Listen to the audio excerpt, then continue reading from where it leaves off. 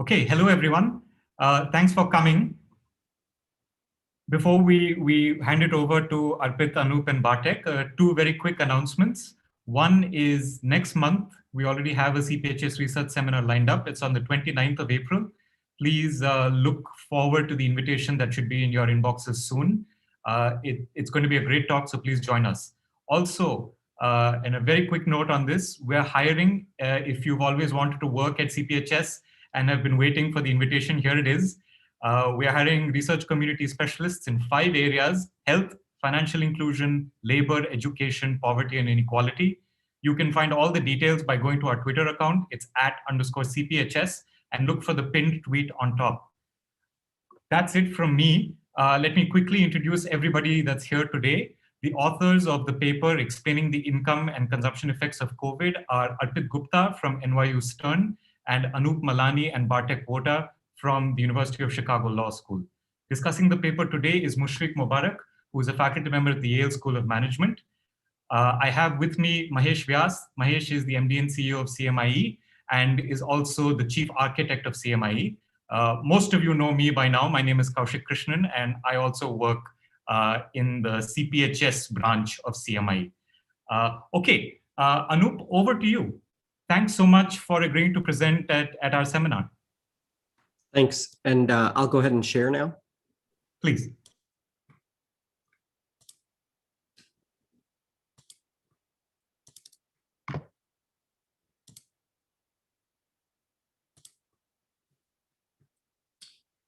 Okay, so thank you very much for allowing us to present, and we look forward to your questions and comments, and especially those from Mushfiq.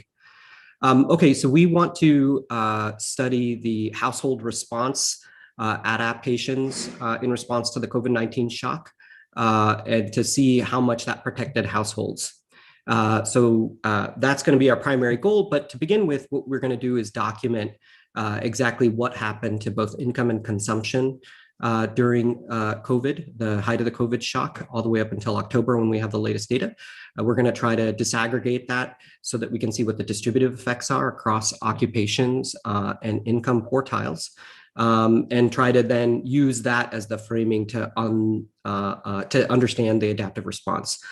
So I think for a lot of the audience, they're going to be familiar with the context here. There were lockdowns in India imposed soon after the introduction of the infection to India. Those had massive supply side constraints. One thing that distinguishes India from other countries, beyond the fact that its lockdown, at least initially, was quite harsh, was that there were no fiscal or very little fiscal support. It was broad-based, but a small amount per household. And as everybody knows, we're going to use CMIE to understand this. The one thing that we're hoping to take away from this is to understand the degree to which and the nature by which, or the mechanisms by which the Indian population and institutions ensure its population against shocks such as this. I want to give you a preview of some of what we find before we jump right in. We're going to find, or we think we find, that households are actually remarkably well insured, especially on critical consumption items such as food. We think that there were 2 channels, or at least we focus on 2 channels by which households protected themselves. So we divide this up into protecting your income, and then, given your income, protecting your consumption. On the income side, one of the interesting things we see is a massive increase in people switching occupation in order to find extra income when there's a supply shock that affects their particular occupation. Now, that is a method of self-protection, but it's not an ideal one because it causes spillovers into the occupation that you go to protect yourself. Then on the consumption side, we're going to focus on the reallocation of consumption. That is to say, reallocation of income towards consumption that you value a little bit more highly. We're going to evaluate the change to see what's driving it, how much of that is driven by income change, and how much is driven by local price shocks by using angle curves. But fundamentally, we're going to see that there's going to be a lot of protection of food consumption during this period. And we're going to be able to maybe make draw some conclusions about how successful lockdown was at distinguishing essential and non-essential services. Okay, so let me start by just giving some facts that, again, this audience is going to be familiar with. This figure gives you over the course of the last year, all the way up until actually January, trends in new reported infections and deaths. So infections are in black, deaths are in red. I think that's right, yeah. And you see that the infection peaked, or the epidemic peaked, around September, early October. And you can also see, although it's a bit faint, that the national lockdown is actually quite early in this, in the overall epidemic from the perspective of the infection. It occurs in late March through, say, June. Now, here's a same image of the year, except this time we're only going to go to October because that's what we have income data on, or consumption data on from CMIE. But you're going to see two extra things here. First is you're going to see the lockdown and severity as measured via the Oxford policy tracker. And so this allows us to compare across countries. This is actually much more severe than, say, the country that I'm sitting in now, the United States. The other thing you're going to get to see here is Google mobility trends, and you'll see that this is a decline in mobility, including to places like work and recreation. There's obviously an increase in mobility to residential areas here.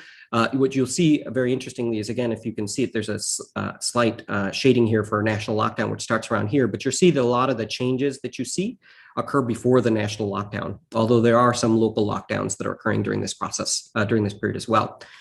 You'll see that mobility doesn't completely return to normal even as lockdown ends, obviously because there remain some mandates that remain in place. So that's the background. Now I want to talk a little bit about the data that we're going to use to evaluate income and consumption. So given the locus for this presentation, you know that we're going to use CMIE data. We're going to use the consumer pyramids data set in particular. This is a panel survey of about 174,000 Indian households, nearly 1.2 million people total. It's remarkable in its size. It's also remarkable in how long it lasts. It's started in January 2014, although they increased the number of households, I think, from 165 to 174 during this period. But it's at least for 165,000 households, quite a long panel. It is a panel that is interviewed. Each household is interviewed 3 times yearly, so once every 4 months. So it's you get relatively high frequency data. While it's not like some of the data sets that you might imagine in the United States, it has 2 really important features. First is that you're seeing the same households. It's not rotating in and out as much as you would say in CPS in the United States.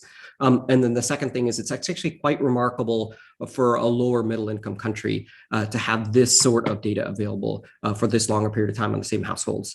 The sampling, the data set is across the country, separate by urban and rural areas. There's not as much sampling in the very far Northeast, although even that's improving. But roughly speaking, the sample is divided up into villages and then towns. The villages are selected at random to be representative at the level of what's called a homogeneous region. So it's a cluster of a number of districts within a state that are similar on some metrics. So within the rural areas, within the villages, census villages they're randomly picking villages. Then for urban areas, they stratify towns based on town size, and then they pick towns from that. Within each village, 16 households are selected. Within towns, there's census blocks that are selected, and then census enumeration blocks. And then within those, you select about 16 households per CEB. Now, the response rate is actually remarkably high for this panel. It's in peacetime, I would say it's around 80%. Obviously, lockdown affected everything in Indian society, including CPHS. And so in late March and April, there was a switch from in-person to telephone interviews, and the wave that is going to be a lot of the focus of our stuff, our analysis fell to about 64%. The response rate is still recovering. Okay. So we're going to, within the CPHS data set, we're going to focus on income data on the supply shock. We're going to use, what's interesting in this data, I think, is also that they have time use data. We're going to use that to understand people's hours allocation, hours to work. And then we'll use the consumer or consumption module to assess the spending response. As I said, we're going to focus on the income. On the income side, we're going to focus on occupational choice and hours, and on the consumption side, we'll focus on consumption shares. So let me quickly walk through the income results, and then Arpit is going to pick up with the consumption results. So this is a very high-level overview of what happened in India to income and consumption during the shock. So this is 2019. This is typically going to be the case. We're either going to show you 2019, 2020, or focus in on 2020. And you'll see that usually on the x-axis. So here you see 2019, and then the dip that occurs in 2020. Usually dip hits its perigee in April. What we'll often do with these vertical lines is highlight the date of the first case, which occurs in January, the lockdown, national lockdown, so March, and then the lifting of the national lockdown and switch to regional activity in June. So you'll see those numbers. But this figure, these two figures here tell you on the left that what happens to mean income and consumption. Consumption's light, income is black. And then here's median. And what's really interesting if you look at the median is you'll see that income actually falls dramatically more, and 60% on average, compared to, say, consumption, which only falls 40%. This is going to be your first inclination that there was meaningful consumption smoothing going on. You also see that the perigee occurs well before the peak of the epidemic occurs in April, whereas the epidemic peaks in September, October. This is an attempt to break down the income, because that's the focus on this first half, break down the income into your employment rates, and then the hours that you work conditional on actually working. So you've got males here and you've got females here at the bottom. Obviously, the male rate was higher to begin with, close to 70% before in peacetime for males, and around 10% for females. Males, you see a meaningful drop at the height of the economic shock associated with the pandemic, and you see a decline of about 20 percentage points on average. These are means now. You see a similar dip for females. It doesn't look as big on a percentage points basis, but on a percentage basis, it's quite significant, although the magnitudes are smaller. And then you see a quick recovery. You're not quite back to where you want to be, which is 70%, but there is a recovery and a flattening out here. With hours, we're showing this for males and females, conditional unemployment, and you see a similar pattern. There's a dip and there's a very quick recovery, although you're not quite back to normal. Now, I want to break this up by show some heterogeneity. Again, as I said, we're going to show heterogeneity or distributive effects across two dimensions. Dimension number one is occupation. And dimension number two is income quartile. That first source of heterogeneity, I need to explain a little bit. The reason why we're going to look at distributive effects across occupation is because occupational incomes are meaningfully different. And so it's helpful to see, what happened to, say, salaried workers on the one hand and, say, daily workers on the other hand. It gives you a sense of the distributive change. In this figure, you'll kind of see this result. You won't see the distributive differences before during peacetime because everything's normalized to 100% of your 2019 average income. But here's what you see. So you see everything's going fine. Obviously, the farm sector is showing a lot of cyclical activity because of seasons. But then once the pandemic hits, you're seeing that small traders and daily wage earners see the biggest decline, almost 80% in their mean income. Whereas, for example, salaried workers only see about a 35, 40% decline. And then for farmers, even less, although you have to kind of adjust for cyclicality here. Now, even this decline, I want to focus a little bit on these two sectors here. There's even heterogeneity and distributive effects, important distributive effects within these two categories. So take salaried workers. You can divide salaried workers into white collar, which is dashed, or blue or pink collar, which is black. And one of the interesting things you see is that much of the decline is focused on the blue and pink collar workers, as opposed to the white collar workers, who see a decline, but it's meaningfully less. So only 20% versus, say, 35% for blue and pink collar workers. In the agriculture sector, you again see this kind of heterogeneity.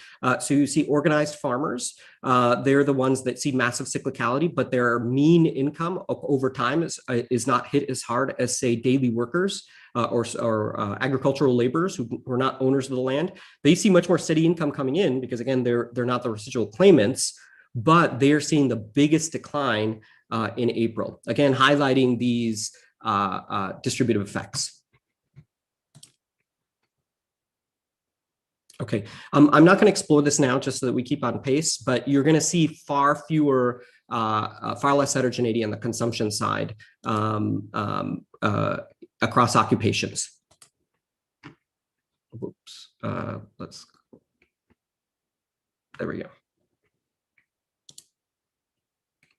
Okay, now,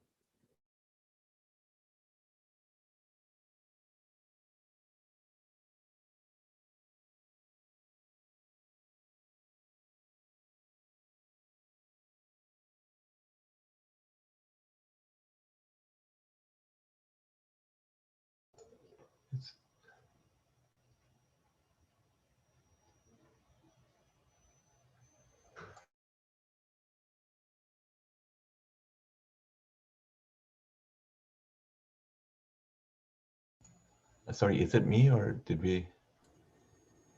This is Kaushik. Yeah, I think we might have lost Anup. I will try and find out what happened. can you see me now? Yeah. Hi, Anup, you're back. Sorry, we lost you for about maybe 40 seconds. Yeah, so let me go ahead and share screen again. I don't know exactly what happened, but we'll continue.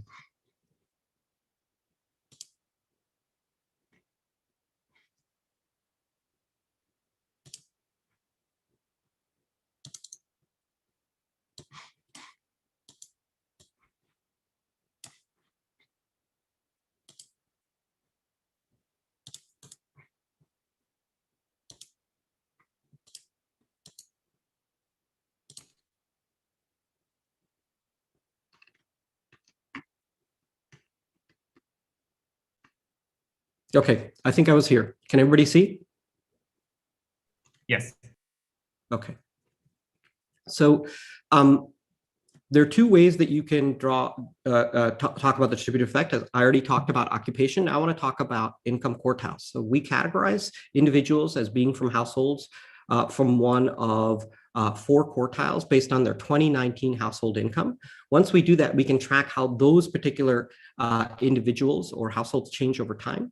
So that's what we do here, but we separately do that for rural. And so we have rural quartiles and we have separate urban quartiles. And so this figure talks about how the incomes for those quartiles have changed relative to what their 2019 income was.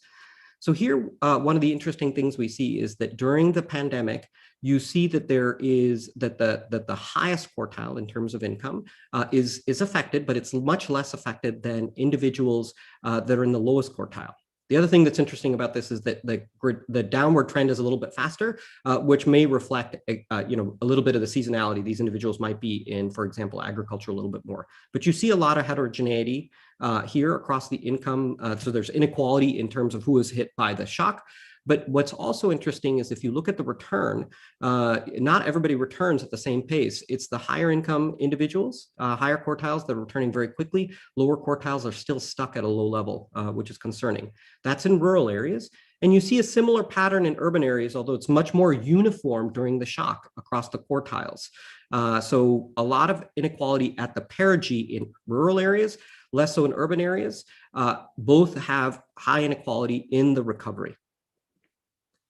Now, you can further break down income. So we've already looked at heterogeneity. Now I want to go back to looking at means, but I want to break down the margins along which income may have been affected. So you can look at, for example, your probability of being employed, and then you look at your number of hours that you worked, and then you look at wages. So that's what we're going to look at here before we turn to churning. This graph shows you that the unemployment rate varied again. There was a decline consistent with the income decline, and that when you look at heterogeneity with respect to occupation, it is wage earners that were hit the most, and then salaried folks a little bit less, about the same rate as farm and business people. If you look at instead daily hours, you'll again see a decline, except interestingly here now salaried workers will see a decline that's as large as the declines, for example, that you see among daily workers.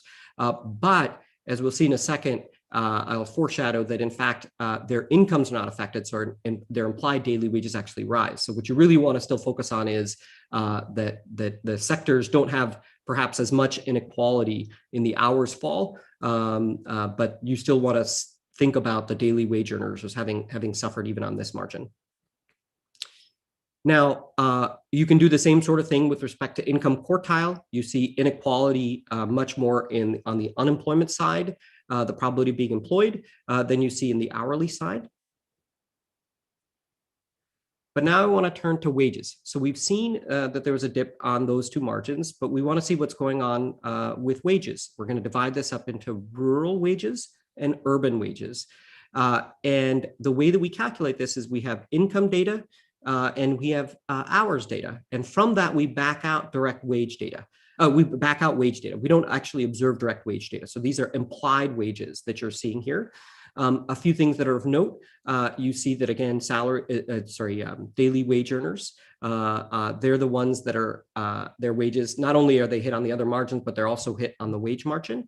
By contrast, if you look at salaried workers hours fell, their incomes don't fall nearly as much, so their implied wages actually rise during the perigee.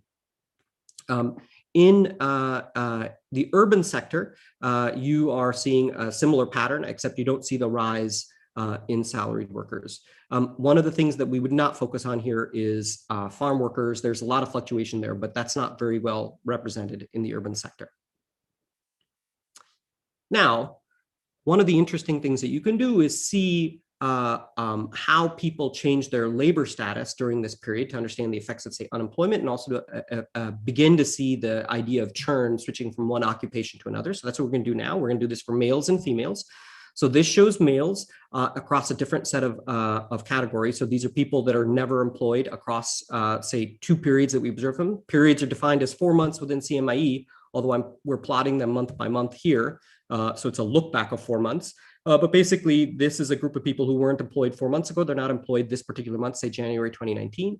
Gray is people that were employed previously, not employed now. So these people that transitioned into unemployment. Red is people that were consistent. They're employed in the same occupation, both since the last period and present. Blue is you're employed, but you're employed in a different occupation. This is the category we want to pay attention to in this slide. Orange is going to be the people that were not previously employed and are newly entering.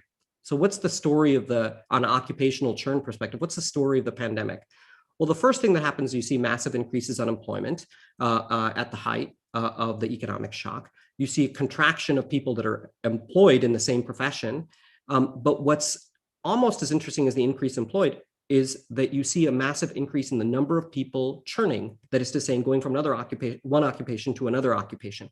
And this continues for a few months, and then it goes back down to pre-pandemic levels, and you see a lot of people that were out of the labor force re-enter. That's the orange line.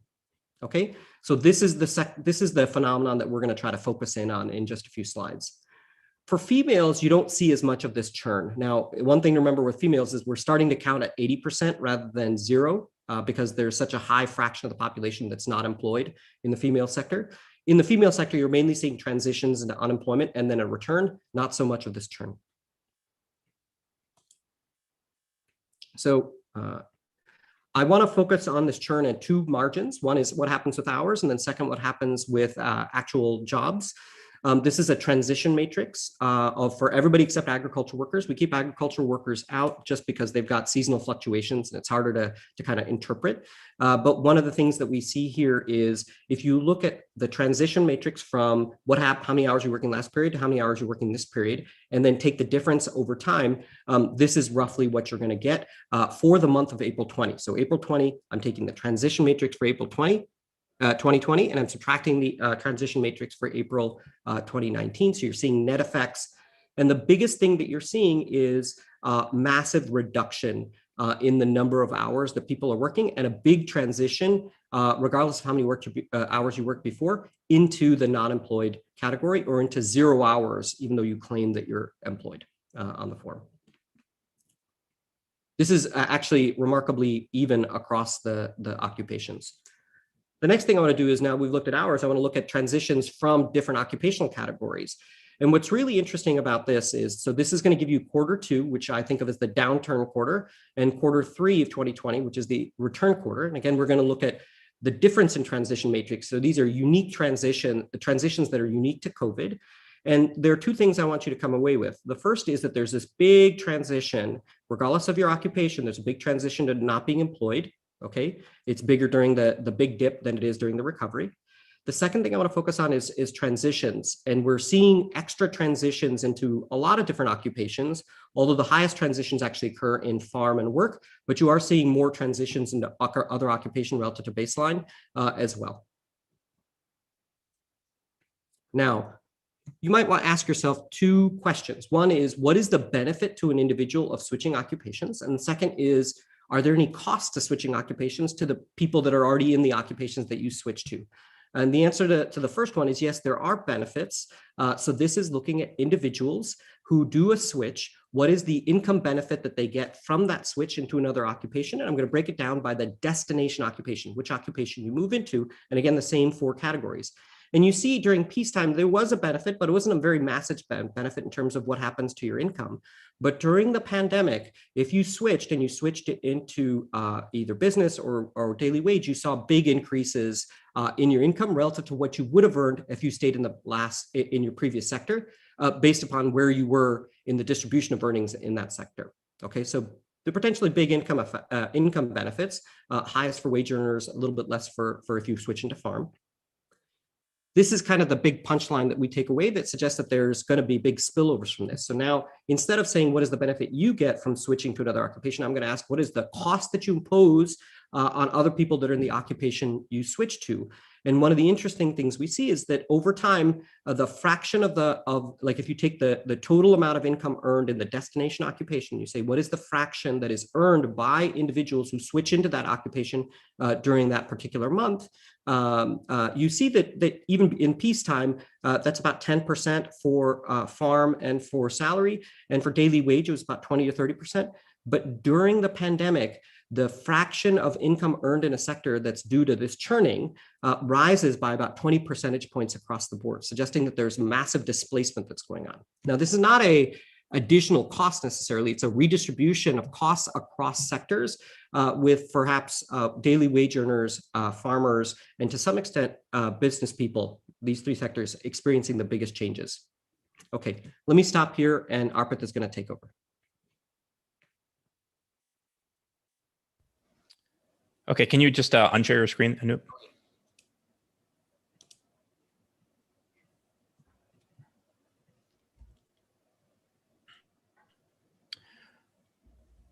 Okay, great. Thanks so much for having us. So picking up where Anup left off, we're going to kind of shift gears here and think about consumption as one of the mechanisms of response for individuals.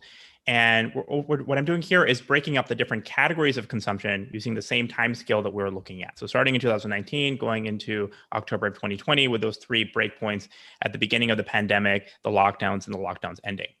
And one of the key things to take away from this plot is how food is responding relative to the other consumption categories. So we think of food as being particularly important here as an essential category of consumption. And there are a lot of worries about whether or not Indians would be able to have sufficient food consumption over the course of this pandemic. What we find is that there is some interesting anticipatory decreases in consumption categories, even in kind of the early part of 2020. There is some decline in food consumption, and then it kind of picks up over the course of the pandemic, but the decline in food consumption is really moderate relative to a lot of the other categories of food consumption that we're able to observe here, right? So for example, clothes and shoes is a category that declines enormously, declining, almost as much as 90% or so. And that sort of suggests that people are changing the mix, the composition of their consumption in ways that prioritize some essential categories like food relative to some of these other, maybe less essential categories of consumption. Now, some other important categories here include things like education. So we do see substantial education declines as well. And to some extent, education is maybe a more discretionary category of consumption. At the same time, it implies much more long-standing investment that individuals are taking in. So that might suggest that there's some cost and some human capital costs that come as a result of these consumption composition changes. But this is sort of the overall descriptive picture of how different consumption categories have shifted over the course of the pandemic. To get a look at this in another way, we start by doing some Engels curves for these different consumption categories. So this is a plot where we're contrasting the pre-COVID pattern in black lines with the COVID pattern in the gray lines and the triangles to try to start to examine how much of the consumption change is attributable to the raw decrease in income and how much of it can be attributed to something that reflects changes in consumption conditional on the income response, right? So when we look at food, for example, we see that the pre-COVID and the post-COVID patterns are relatively similar. What that means is that when we're kind of looking across different levels of income on the x-axis, we're contrasting how much of that income is being spent on food categories. So there is generally an increasing relationship here, but the degree of the relationship is fairly similar, contrasting both pre and post-COVID. What that sort of hinting at is the idea that changes in food consumption across the pandemic are primarily related to shifts in income themselves rather than shifts in the relationship between income and food consumption. That's a very different pattern with food compared with other categories. So in clothes and shoes, for example, we see that the entire relationship between income and spending is shifted down across all categories of income. And that instead suggests that there is a different pattern of consumption reallocation by which individuals are uniformly shifting down their clothes and shoes consumption, regardless of what kind of income shock that they've actually hit. So this is kind of introducing sort of this Engel curves methodology to try to think about how consumption categories are shifting around. And it's going to allow us to dig into these shifts more in more detail to try to understand how much of this specifically was due to just the income change relative to the consumption change conditional on the income. So this is kind of a plot that Anup alluded to before, which is looking across the different occupational categories. Again, the reason that occupation is a really interesting cut is that these reflect different groups that have suffered different categories of income loss. What's really striking when we compare the consumption response for these groups, though, is that all these different categories here, the business people, salaried employees, farmers, and small traders, are actually suffering sort of strikingly similar degrees of consumption declines. They're all kind of very tightly bunched next to each other over the course of the pandemic. And the reason that's really striking is, just to refresh your memory, when we looked at the income responses for these groups, there are really striking differences, right? So there we saw that these small traders, for example, were suffering these enormous drops to income. However, when we look at their consumption response for that same group, they're in fact seeing the kind of a similar decline in consumption relative to all the other groups. So this is, again, kind of a sign that what we're observing in the data is some degree of consumption smoothing. So despite the fact that different groups are suffering different degrees of income drops, they're somehow managing to have a converged consumption decline over the course of the pandemic. Here's another way of seeing that across the other main category that we cut across of income quartiles. So this is splitting up between rural and urban areas. And as before, we are dividing up all of the individuals into their 2019 income quartiles, and we're plotting the change in the consumption for these different quartiles over the course of the pandemic. So we find that the different groups, the high and low quartiles, are actually kind of seeing broadly similar declines in consumption over the course of the pandemic. That's true in rural areas, and it's also true in urban areas. So overall, the consumption is declining across all groups. We can see that because we don't hit this 2019 level of consumption by the end of our sample period here in October.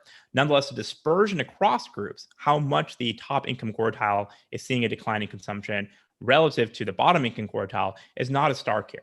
And this is, again, another sign that what we're observing in the data is some degree of consumption smoothing, some way in which individuals appear to be sort of surprisingly well insured against this enormous pandemic shock, despite the fact that it had this enormous income consequence for these different populations. So to start looking at this a little bit more rigorously, what we do in this regression here is something similar to what prior literature has looked at in terms of consumption smoothing. So this is sort of following regressions going back to Cochrane and Townsend, where on the left-hand side, we're looking at the consumption at the individual household level. We're including a household fixed effect. So we're kind of soaking up any unobserved variation in household attributes. We're including a control here for the aggregate shock.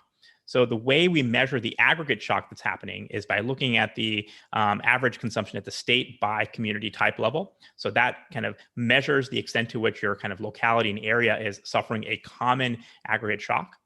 And then we include an additional control for the idiosyncratic shock, so what your individual income is doing. And the coefficient on this gamma parameter here, measures the degree of consumption smoothing. So a gamma of 0 is going to mean that your consumption is moving only in line with the aggregate change. And so there's no specific role for idiosyncratic shocks to affect your consumption. Whereas higher gammas are going to indicate that, in fact, there is some relationship between your idiosyncratic shock and your consumption level. Then we're interested in this interaction with 2020. So how the idiosyncratic shock affects your consumption, specifically in 2020, where we expect this parameter to vary as a function of the COVID shock being somehow different or distinct from how households have historically responded to idiosyncratic shocks. So the first column specification here measures the relative contributions of the aggregate shock, the idiosyncratic shock, and the idiosyncratic shock measured in 2020 in determining household consumption. So really kind of interesting takeaway is that, in general, at baseline, households are relatively well insured against idiosyncratic shocks, in the sense that a 10% shock to income is going to lead to about a 1% shock to consumption. So that sort of by itself sort of suggests that households are able to respond to a surprising degree to the overall shifts in idiosyncratic income that shocks that they receive, and are able to buffer a good extent of that without that passing through to their consumption decline. Then when we look at how is that different in COVID-19, we find that this coefficient, which measures the interaction of that idiosyncratic shock in 2020, is sort of, again, surprisingly low. There's not that much different between how people responded to COVID and with respect to their idiosyncratic shocks, and how people responded in previous periods. And that's kind of true across our specifications. And it sort of suggests that there is this sort of remarkable buffering quality of households that individuals were able to demonstrate over the course of this pandemic. Now, to get kind of one rough sense of how important the aggregate shock here was in general in contributing to this overall smoothing, we run a version of the specification that doesn't include the aggregate shock. This is column 2 here. So this second specification only includes the individual idiosyncratic shock, the interaction with 2020. And, one kind of rough thing to note here is that the interaction term is a relatively larger component of the overall idiosyncratic shock compared with our baseline specification in column 1. That's a little bit of a heuristic argument to think about the fact that there is some sort of covariance or some sort of relationship between the overall aggregate shock and what's going on in with respect to COVID. We then kind of break that up between rural and urban areas. So one kind of interesting feature is that it appears that rural Indians are actually better insured in general than urban Indians. So we can see that because the coefficient on income in rural areas is a lot smaller than that in urban areas. And that suggests that shocks to income pass through much less to consumption in rural areas than in urban areas. So that's sort of an interesting finding that kind of points to the fact that some aspect of rural India features more insurance than urban India. And there are a lot of features of the Indian institutional environment you could think of as contributing to that. But these patterns kind of persist through COVID as well. So we kind of find overall, even when we incorporate the fact that we have an additional shock with COVID in the form of this interaction between income and 2020, that this kind of overall relationship suggests that rural Indians appear to be kind of better buffered against this COVID shock relative to urban Indians. Okay, so this sort of measures the extent of consumption smoothing using this regression approach to try to understand how Indians were able to cope and deal with the shock. What we kind of turn to next is kind of going back to that angle curve approach and trying to decompose more how those consumption changes actually impacted households. And the kind of big picture idea here is that consumption is going to change for households because of one of 3 reasons. First is that income is changing for these individuals, and we kind of just a discussion of how those income shocks translate to consumption. But when we look at the good by good level, we're going to be interested in how the income shock to a household is affecting specifically their demand for food, for example. That's one channel by which individuals could be changing their consumption over the course of the pandemic. A second channel is that prices could be changing. Right. So and when we think about kind of price changes, we want to think of this sort of, more broadly as reflecting also sort of the shadow price or sort of the, any kind of change in consumption allocation, kind of orthogonal to income changes, or it could be that preferences change. So we're going to kind of shut down the preferences channel and do this decomposition to understand how much of the change in consumption was due just to the income change and how much of it reflects reallocation conditional on that income change. So to do so, we start with this demand system approach in which we look at these omegas or shares that are going to allow us to measure how much of the change in good allocation is coming from the relative price change. So that's the, that comes from this term here, which is looking at the price level of a good relative to the price level of all other goods. And we're going to be contrasting that with how much is being driven by the income side, this log of y over here. So we're able to do this approach really nicely when we have specific CPI categories for all the different goods. Sometimes we're missing some certain CPI categories for particular categories that are found present in the CMIE data. And in that case, what we do is this sort of total derivative approach here to try to kind of impute or kind of recover the CPI index ourselves. And this allows us to overall decompose the effects of consumption reallocations, both when we have a formal CPI index as well as when we have to kind of sort of impute that ourselves. So this is first showing you here how the budget shares are evolving for different goods over the course of the pandemic. We're going to start by looking at food, which is, again, this essential category of consumption. And what we see in the kind of these initial pandemic months is the fraction of household spending that's being allocated to food really spikes a lot, right? We see that because these kind of share estimates really jump up enormously during some of those early pandemic months. They go down after that, but still to a higher level than we observed pre-pandemic in 2019. And so this sort of suggests that households are kind of reallocating their share of consumption pretty heavily to focus on their essential food consumption. And that's going to be coming at the expense of other categories of consumption. So that's most strong for something like clothing. So the share of consumption that is going towards clothing and shoes is really declining really enormously during those early pandemic months. We find that power and fuel is also a category that's seeing an increasing share of spending. And intoxicants, the picture is a little bit mixed, but there's maybe a little bit of an increase during 1 or 2 months there specifically. So what our approach does is, kind of starting from that baseline observation that these shares of consumption are really moving around a lot, we are decomposing that share into 2 different parts. The first is going to be the part in so the blue is the overall change in share. And, again, I just kind of showed you how that looks like for different categories. And so from the period from April 2019 to April 2020, so kind of a full year-on-year change that covers the first part of the pandemic, we're sort of decomposing that overall change in share into the red part here, which is driven by income. And this green part here, which is sort of a little bit of a residual, but we can sort of interpret as a change in a price. And we kind of think of this as kind of being, pretty broadly as reflecting how individuals are changing their reallocation of consumption of categories conditional on the income effect that we already decomposed in the red part.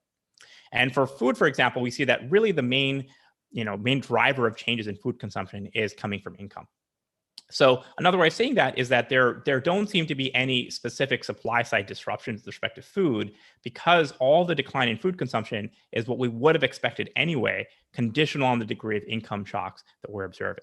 So individuals are maintaining their overall kind of food consumption by suffering these income declines and trying to maintain as much as they can of their food consumption without really cutting back on it any further.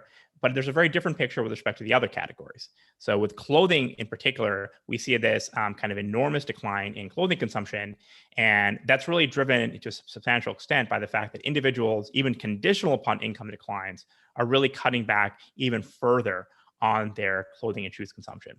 So that sort of confirms the idea that we saw in an earlier slide, which is that across all levels of income, we see enormous drops in clothing consumption. And that sort of suggests that there is something above and beyond the income shock, some sort of degree of precautionary savings or other motives that are leading to people cutting back on these non-essential categories of consumption. And so we see that trend even in toxicants over here. So individuals kind of cutting back on their drinking. So that was kind of all from April to April, so from 2019 to 2020.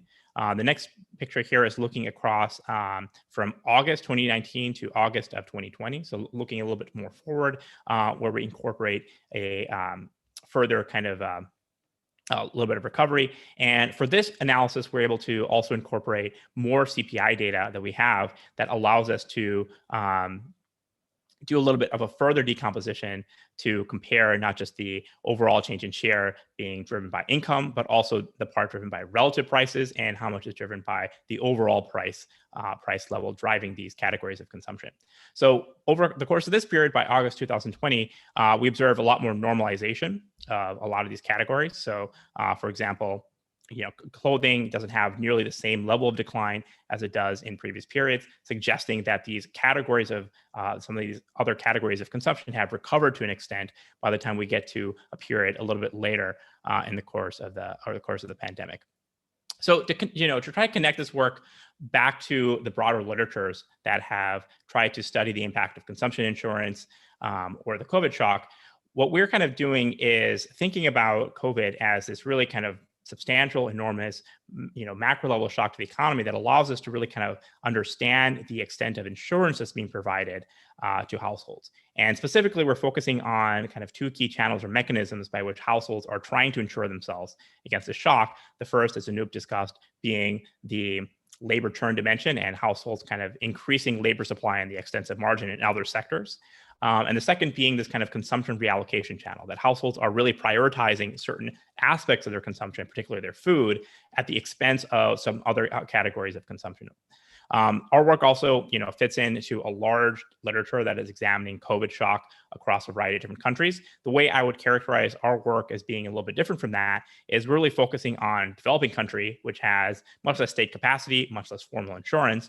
And so in the United States, it's maybe not so surprising that households fared relatively well because they're getting all this stimulus check and all this kind of public insurance. What we're kind of finding in the developing world context is households are nonetheless maintaining a surprising degree of smoothing and consumption consumption sharing. That's all kind of happening through private channels and through these and kind of implicit insurance mechanisms. Okay, so to wrap things up here, COVID-19 was this really severe shock to households.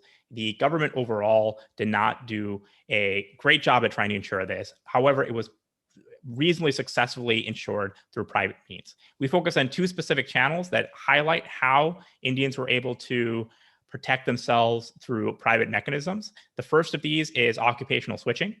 And this channel is particularly interesting because it has spillover consequences on other workers, right? So it means that some workers were trying to avoid the income shock they suffered in their own sector by moving to another sector.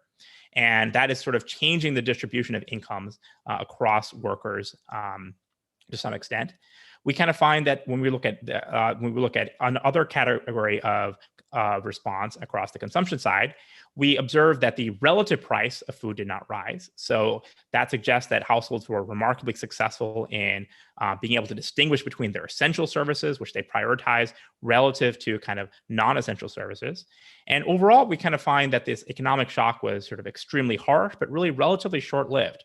And that's, we think really surprising and interesting in the context of how enormous of a shock and burden this was on households. Some of the effects that we do observe that are a little bit longer lived relate to some inequality dimensions. So we find that the income distribution, for example, remains more unequal even at the end of our sample in October. Let me conclude here, and I really look forward to comments from our discussants. Thank you, Arpit and Anup. Mushfiq, over to you. Thanks very much, and thanks very much for inviting me to discuss this. I've been doing work in related areas, and so I learned a lot, and it also gives me ideas on like where to push the data in the other countries where we're trying to track the effects of the pandemic. So the main thing I'll start by before getting into the details is that this is really wonderful, and I can just put this in context for the audience in saying, look, we've been trying to work on tracking the economic effects of the pandemic, both the virus, COVID, but also the responses, the economic responses to COVID, the policy responses. And it is really difficult to think about a peer equivalent quality data and study in any low middle income country. It does exist for the United States, but this level of detail is just without par. And this is, and that's to the credit of both CMIE who've collected the data, as well as the authors who've done a wonderful job of analyzing it. And then what's really nice about the way that the results are presented is that there's important dimension of heterogeneity here that are tracked well, like the rural-urban breakdown. And I'd like to actually maybe push the authors even more in this direction, breakdown by occupational categories, so that we can start seeing things like, how were different parts of the income distribution affected, different types of work is affected, right? And the fact that you have data in both income and consumption allows us to start shedding light on consumption smoothing, the adjustments and adaptation that people can make, right? Which is going to be useful not just for tracking the effects of this crisis, but for us to understand what the right policy responses should be to any future large macro shocks like this, aggregate shocks like this, right? And then, so just to highlight some of the really clear insights that come out of this work. So there, we learn about how households are reacting to mitigate shocks in the absence of formal insurance coming from the government, right? There's both occupational resorting, but also protecting food by reallocating consumption across different categories. Okay, so I'll start with like very basic comments, but I'm going to try and be sort of constructive by hopefully giving the authors ideas and also CMIE some ideas on what types of data to collect going forward that would be valuable for us to track like the secondary effects. So just comments on the existing work. So one is that, we do see survey response rates drop during the pandemic. And I would have liked to see a little bit more discussion of that, right? So what are the determinants of the drop? Exactly who is dropping out? So just as an example, you might imagine it's not unreasonable to think that people who are migrants are more likely to drop out, right? And that can change the interpretation of the rural-urban divide if it's, or if it's like, if people are, if their migrant returnee is going from urban to rural areas, and that's who's showing up in the data or not, or those are the people who are not showing up in the data that were there, right? That can affect interpretation a little bit. Okay. And then I would say I would myself put more emphasis on presenting results across the urban-rural subsamples or across agriculture, non-agriculture, because these are fundamentally different places. You can almost think of them as, for the purposes of this analysis, like two different countries, right? And the main reason for this is that the major counterfactual that the authors use is essentially the 2019 data. So there's 1 year of pre-pandemic data. And that allows us to look at, say, seasonality, which of course matters a lot in rural areas and matters much less in urban areas, right? So for example, the income drops that the authors document during the lockdown period, seasonality in rural areas in South Asia, based on data we've collected in many different places, could easily be as large as the magnitude of the pandemic drop, right? But this is not true. So this is not true in urban areas. That's what they should have read.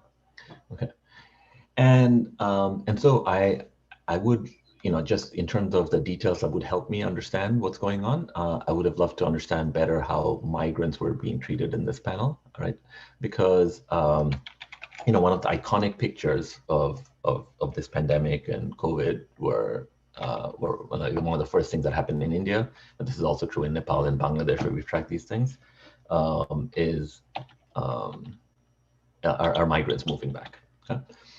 And then one other detail that I would have liked to learn more about is, again, this is especially relevant for the price decomposition work that Arpit did towards the end, is that it's not only that people switch food items. Okay, I do remember, having grown up in Bangladesh, that the way, like if there were any localized shock any particular year, the way we would adjust is not necessarily by switching food items, but switching the variety of rice that we might eat, right? Because there are there's lots of price variation in different types of rice, right? And so what level of detail does the data offer to not only look at like across food items, but like within food items?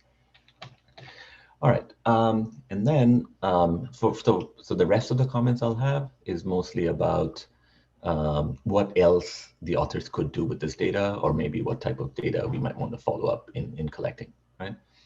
So the immediate questions that's of most importance to policymakers right now is that, okay, the pandemics happened and we now have a great description of what went on, and the authors did a wonderful job of that, right? But like, what's coming next? Okay, so we've now identified, thanks to the authors, that there are two different important margins of adjustment. So one is that food consumption had to be protected, and the other one is that there were occupational switches, right? So now the question is, like, what is lost in protecting the food, right? Is it the case that rural households, or I shouldn't say rural, just poor households, are they withholding investments that they would have otherwise made, right? If they had the money, if they weren't so focused on making sure that the large share of the budget would be allocated to food, right? So in rural areas, you might think, okay, what investments might be missing? Maybe we buy less fertilizer, right? Or we've seen there's some indication in the data that there might be lower investments in children's education, right? And so that's the important policy question for us now for next year. Like, if there is changes in agricultural inputs, is that going to affect our immediate productivity, right? Whereas if there are changes in children's education, or since we do see food consumption dropping a bit, not as much as other categories, right? So there might be nutritional effects. Now, is it the case that children were protected from that, and it's adults who like bore the brunt of this, right? But definitely with the drop in educational expenditures, we're likely to see some changes in the productivity of citizens in the future, right? And then on the occupational switch, right, the worries would be like, okay, if this pandemic is to have persistent effects, right, going forward in 2021, 2022, and 23, right, we'd have to know whether some real parts of the economy is getting destroyed, right? And are they getting destroyed, and is it going to be difficult to build them back, right? So for example, like with the occupational switch, is it the case that people are closing down their non-farm entrepreneurial ventures? And if that's true, are the entry costs and exit costs low enough such that these things will just come back up? Because, you know, we might think, okay, one scenario would be these are like simple family businesses or 1 or 2 employee businesses, right? And there's not much overhead. You just like shut it down, or it comes or it appears again. Okay? Or another view would be that, okay, once you shut down a business, it's actually very difficult. Like there's a huge startup cost, right? And that would have very different persistent effects. Okay? And this might, like, engaging with questions like this might require more detailed data than the panel is currently able to provide, right? But given the richness of the description that you've already put together, right, I would imagine that one could probably raise some money in order to, like, you know, this is a proposal that would write itself, that like we've described this so well already, and here are the next set of questions that are important for policy, and we should get some money in order to like delve, like, you know, take a subsample and start delving deeply into these particular issues. Okay, and so some other ideas. So there's going to be some, I'm about to give you some ideas, but clearly identification is not going to be perfect. So let's just, you know, let's just accept that, make peace with that. And I was wondering if the authors could do a little bit more with like merging the time series variation they have with more sort of cross-sectional geographic variation in specific policy parameters, right? So for example, all the drops that we've seen, you know, is there heterogeneity in these drops, and can we correlate that heterogeneity with geographic variation in the presence of the virus, right? So of course, like testing data is incomplete. We're going to have some problems here, but it would be useful to see whether or not, you know, in urban, rural areas, in areas where there were particular waves that, you know, where we know that the waves happen at particular times, right? Can we learn something about people's response to the virus itself, right? And similarly, can we correlate the drops that the authors have documented with geographic variation in the intensity of lockdown? So even if administrative data on the lockdown isn't available, you can use something like Google mobility data on to understand like the kind of the de facto lockdown, which is, are people actually staying at home or not, right?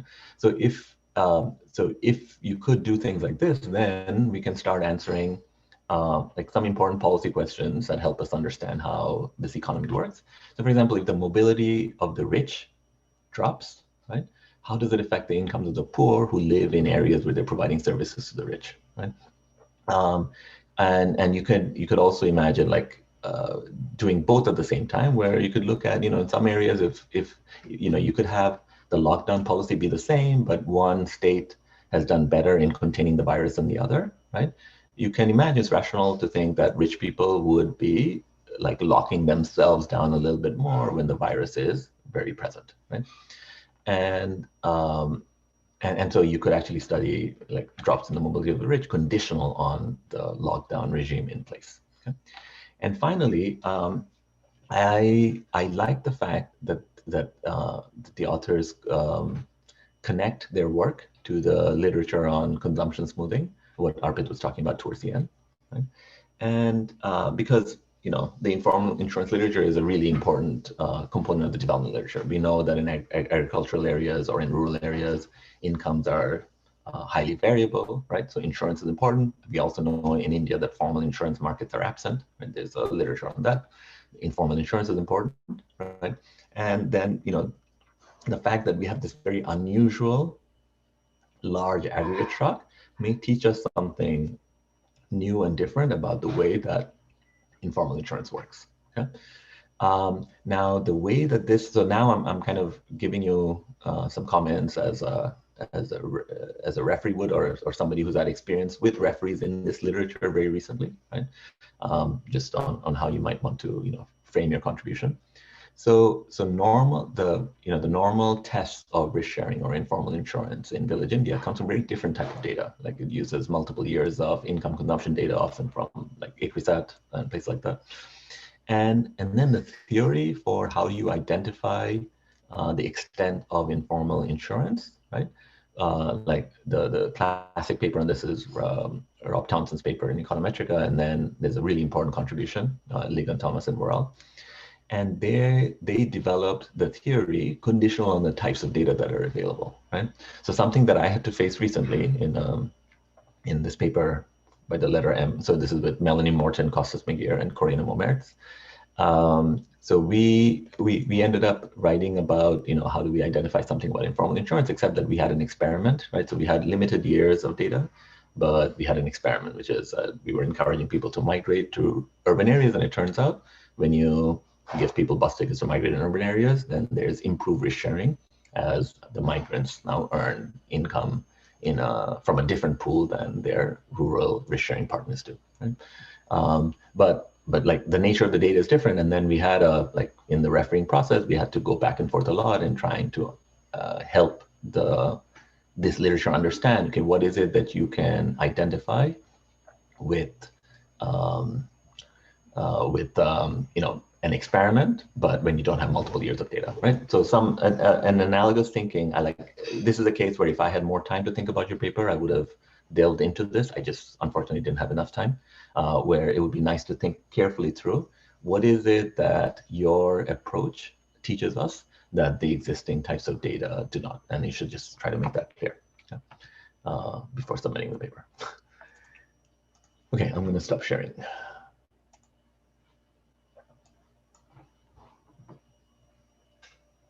Thanks, Mushfiq. Those were some really great comments. Anup and Arpit, would you like to respond to them?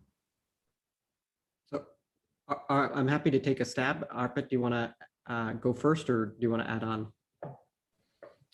Why don't you go ahead first? Okay, so I want to focus on 3 things, or maybe 4 things that you said. I think these are just wonderful comments, and in the best way possible, expand our to-do list because it helps us prioritize as well. So I think one of the most important things you mentioned that we still have to do is think about non-random, non-response during the height of the pandemic, when response rates fall from 80 to say 60%, sometimes lower. Part of that might be due to migration, as you suggested, which is something that we can pick up in the CMIE data, which is really nice about the data. But another thing that we could try to do is when we think about characterizing changes that occur, instead of just aggregating up using the weights, we could try to do some sort of matching of what does your 2019 profile look like, and then what is the counterfactual for each particular person we do happen to observe in April 2020. So I think that there's a lot for us to think about there. Thank you.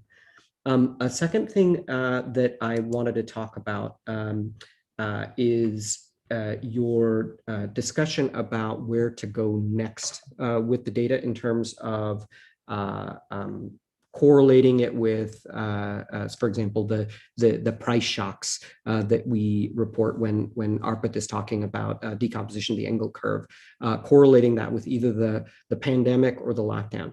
Now, the pandemic we can do, there's good data through COVID-19 India, so that's really nice. And we've got a bunch of serological data that I've worked on that helps us a little bit with that. So we can certainly do that. The challenges, I think, as you hinted, is what to do with respect to lockdown. Data on lockdown across geographies over time is a little bit hard, but I like your immediate solution, which is to look at Google mobility. I'm particularly intrigued by the idea of separating different types of mobility, the heterogeneity in mobility. Unfortunately, Google mobility doesn't quite do that, but I do think that might be a fruitful avenue of inquiry.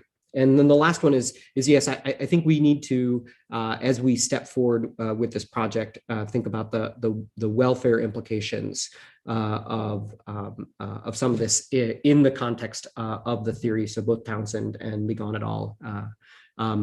But yeah, Arpit. Yeah, no, I think Anup hit all the points, and just want to thank you for the excellent comments that help us sort of think about where to kind of take this project next. Thank you both. Thanks, Anup. Thanks, Arpit. Just a quick round of comments from me, and then also Mahesh. Anup, one thing that just on the point that you had made in your response in terms of mobility, and this is really something to investigate in the data, is as a part of the time use survey that we conduct, we also ask questions on the amount of time spent traveling. It might be that there's a potentially interesting source of variation there that could be used if you're trying to figure out, differential impacts of the lockdown in terms of mobility. I've not, none of us have looked at it, but that might be a potentially interesting avenue. Then Mushfiq, to the points that you had made, I just a few of them that I think it might be useful for us as CMIE to respond to. One, in terms of the directions on where are the cutbacks in spending and what are the implications of those cutbacks in terms of the future. It's all three of the examples that you gave, one in terms of say investments in savings, just in putting money away into the bank or into gold or mutual funds or something. Investments for rural communities in terms of fertilizers and other agricultural inputs. And then finally, investments into human capital in terms of children's education. All of this is actually captured already in the baseline. So it would be quite interesting to see where the substitutions are happening. The only point is that for investments into financial savings, say bank accounts, mutual funds, gold, there we don't have the rupee value, but we have the binary indicator. Are you currently investing in any of these things or are you not? So I think that's certainly something that can be done. We love the point that you think that a follow-on survey is a good idea. And I definitely think that there are certainly questions that we can add. But I would, it's also, I think, good to know that the long time series of a lot of this information from the household spending perspective is already there. So that's potentially something that's doable.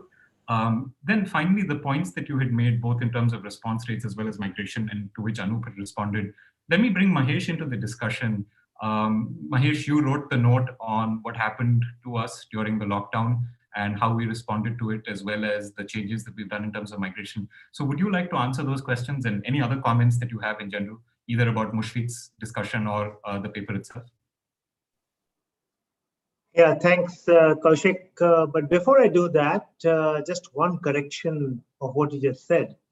And I don't want the audience to be left with that impression. We do not capture data on fertilizer expenses. Okay. So, okay. Yes. So fertilizer is an input into business. It's not a household consumption expenditure. So although it's an expenditure of the agricultural households, but that's not taken because it's a business expenditure and not a household consumption expenditure. But yes.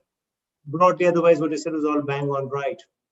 Now, on the lockdown period, Mushfiq, what was important is that we ensured that the execution in the lockdown period was not skewed in any one way or the other to the extent that we could control it.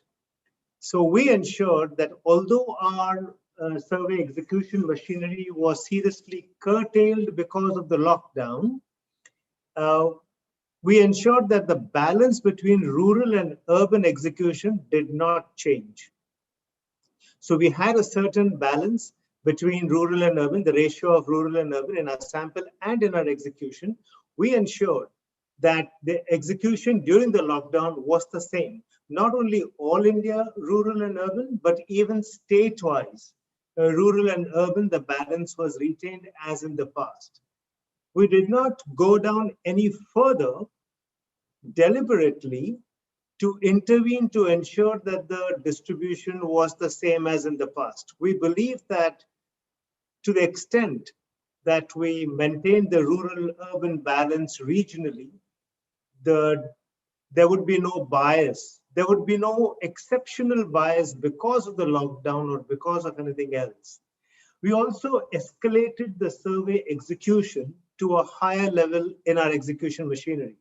So the people who were the supervisors earlier became the survey interviewers in these difficult times to ensure that there was nothing that was skewed in the data collection machinery. So we were very conscious of the distribution not getting skewed because of the extraordinary conditions. I have written a paper on this, which is there on the CMIE website. And Kaushik has done a presentation based on that, which is available on YouTube, that describes this in great detail.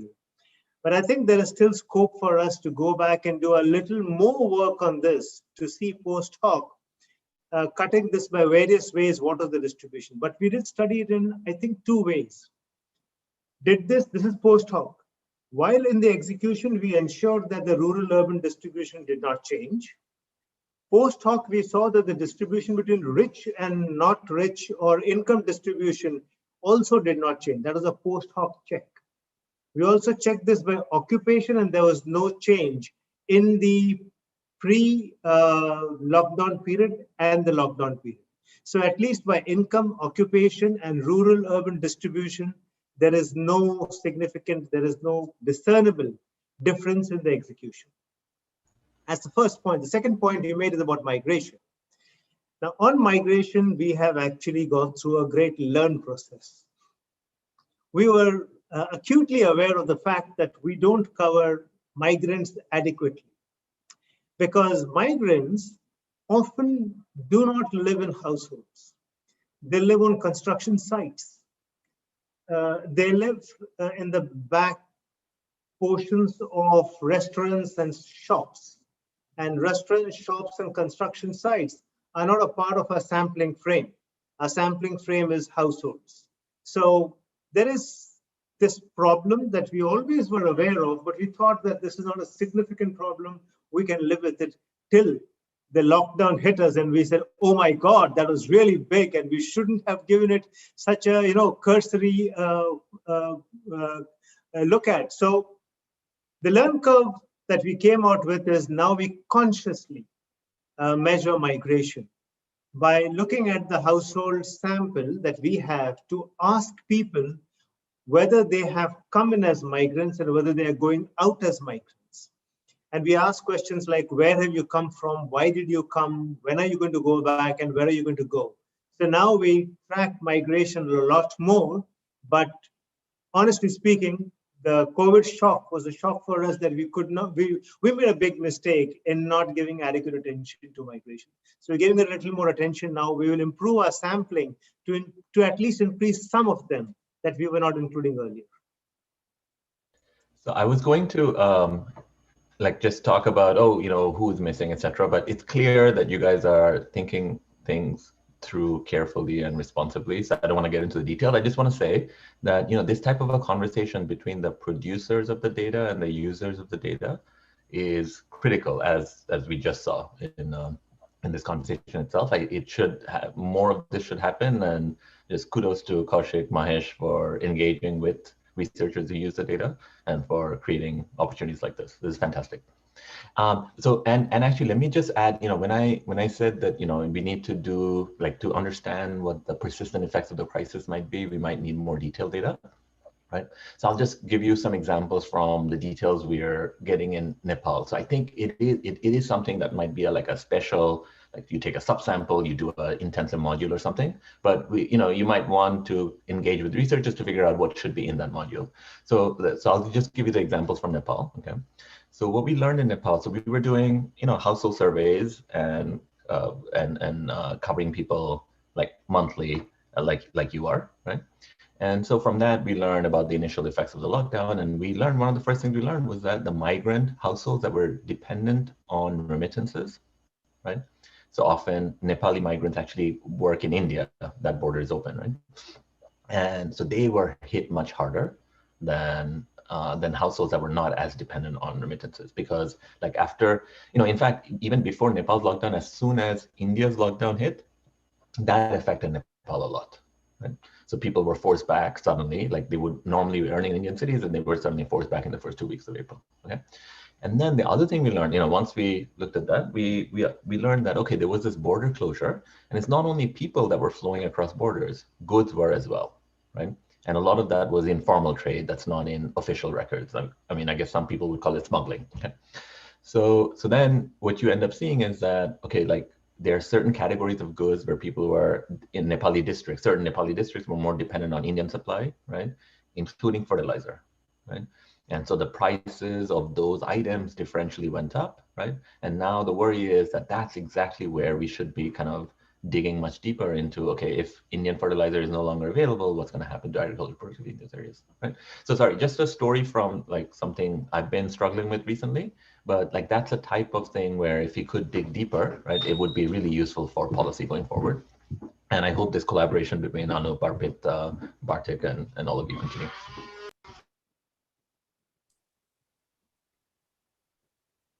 So I don't know if there are questions from the audience, but if not, I was going to ask Mushfiq about two specific questions, if that's okay.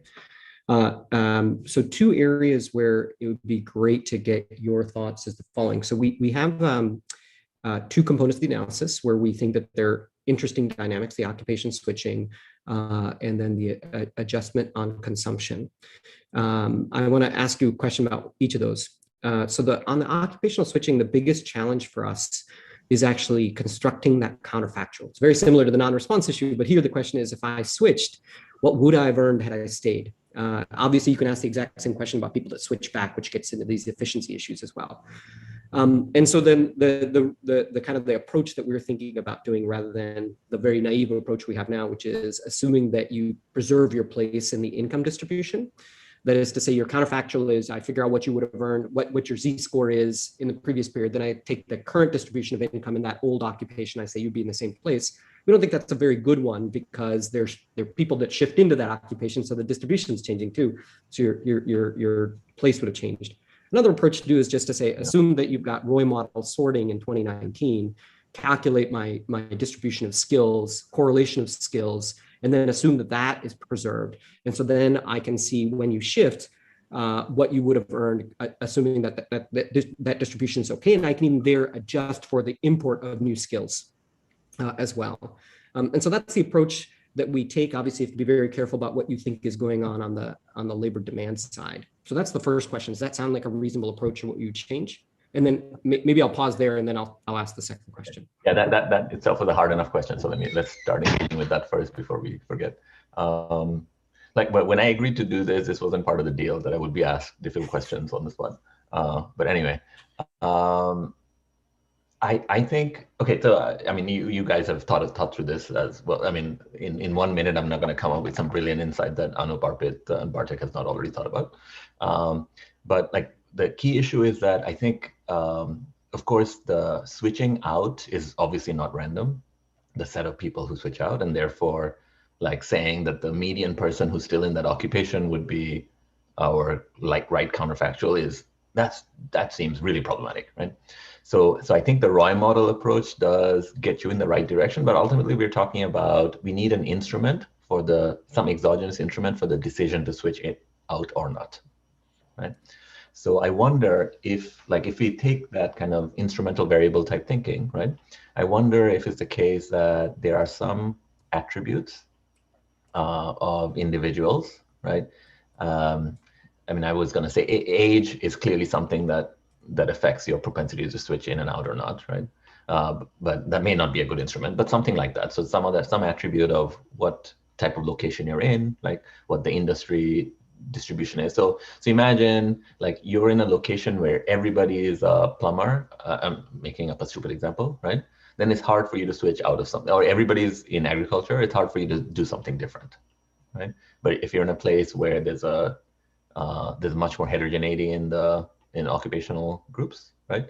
There might be opportunities for you to switch into something else, right? So something about that's external to that particular household, right? Maybe we can find an instrument like that. Yeah, so that we'll explore that. It is not the direction that we talk about, so it's important for us to think a little bit more about that.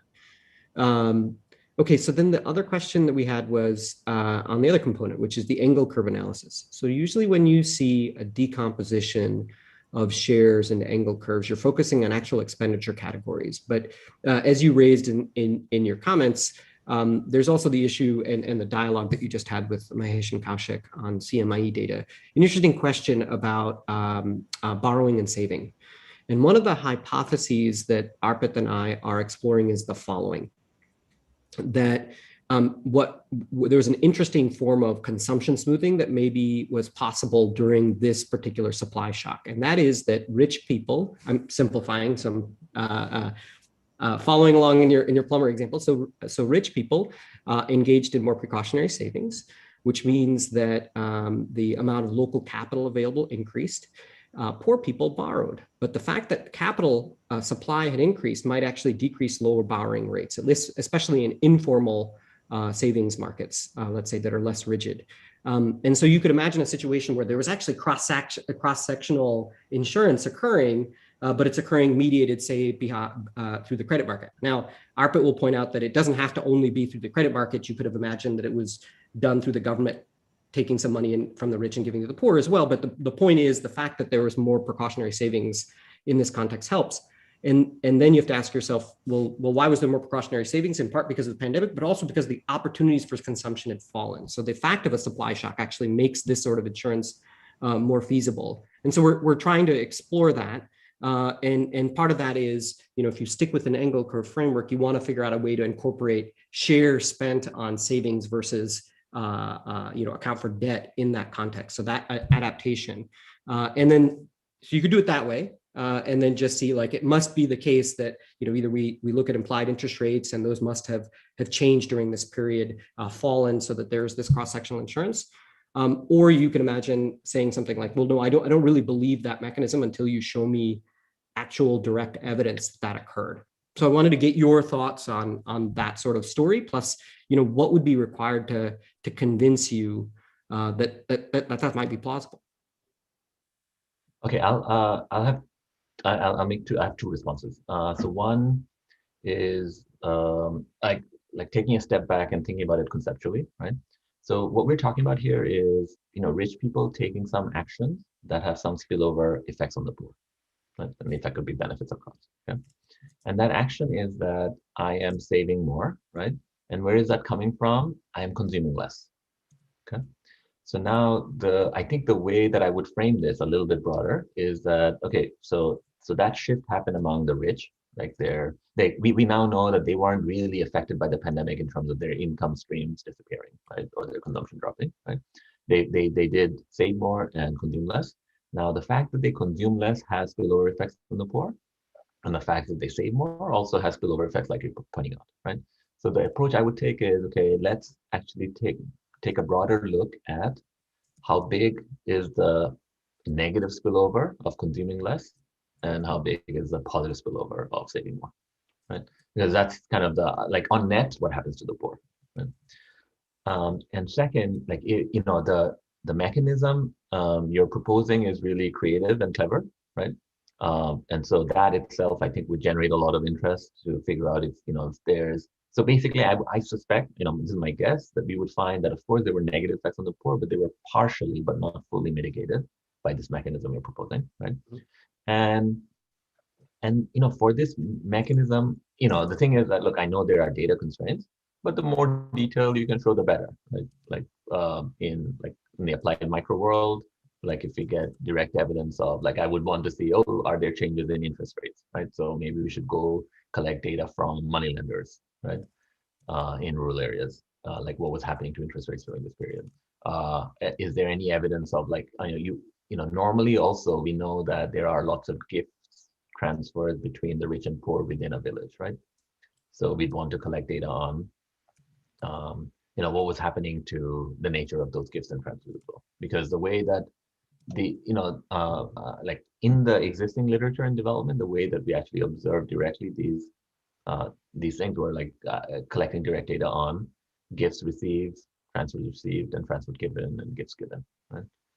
And that, you know, you should be able to replicate, if not, you know, from within CMIE data, right? There might be other data sets in India that's continue to collect information, like NSF might have something like this on as well. Yeah, just to follow up on that point, when you're talking about the negative spillovers from the rich to the poor, so do you have in mind something like a regression at, let's say, a district level, where we look at the consumption drop of the rich correlated with the income drop of the rich in that same area, or something like that, to try to understand how the consumption pullback affected the kind of income potential of the poor? Yeah, so this is where, like, going back to my comments on the slides about differential behavior of the rich. So imagine that we could hope, like, imagine you could find a few places where the same lockdown policy was in effect, okay? But we do know that, like, especially from the US data, we do know that the rich were reacting to the presence of the virus and not the presence of lockdown, okay? So if there was virus all around, you kind of self-censored and you didn't go out, regardless of whether people were telling you that you shouldn't go out, right? But if the virus wasn't around, then you'd go out and spend money, right? And so then, like, imagine that, you know, based on your, like I know Anup and others have collected, you know, the presence of virus data, like using seroprevalence surveys. So you could try and look at variation in the presence of the virus, which then affects the, you know, maybe it'll show up in the Google mobility data that when the virus is present, people are visiting retail less, right? And then that might show up in the CMIE data on consumption for the rich people. And then we look at, like, income drops, right? So you could actually carve out that entire path, I think. It's a lot of work, but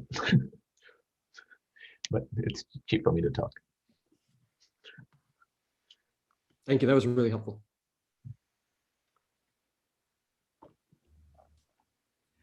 That was great. Mushfiq, thank you. Anup and Arpit, if you don't have any other questions, and Bartek, if you don't have any other questions or comments that you'd like to make, I'm happy to bring this session to a close. Thanks very much, Kaushik. Thank you, Mahesh. Yeah, thanks, everyone. Well, thank you, everyone, for making the presentation and the comments. Thank you very much. Okay, great. Thanks a lot again, and thanks to the audience for sticking around. I hope this was useful to everybody, and see you again for another Consumer Pyramids Household Survey research seminar soon. Thanks again, Mushfiq, Arpit, Anup, and Bartek, and Mahesh for giving all of us your time. Okay, Thank you. Bye.